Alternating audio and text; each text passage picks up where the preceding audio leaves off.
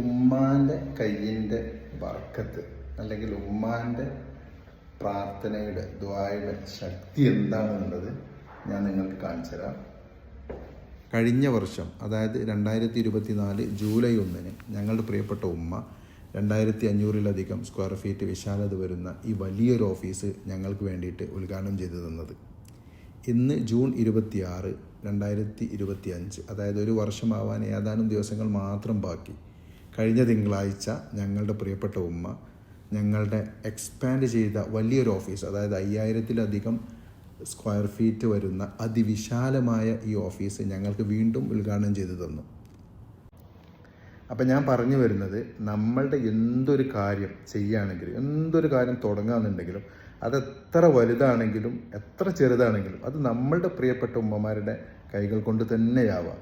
ആ കരങ്ങളുടെ ബർക്കത്ത്, അതിൻ്റെ പുണ്യം എന്ന് പറയുന്നത്, അവരുടെ പ്രാർത്ഥനയുടെ ശക്തി എന്ന് പറയുന്നത് അത് വളരെ വലുതാണ്.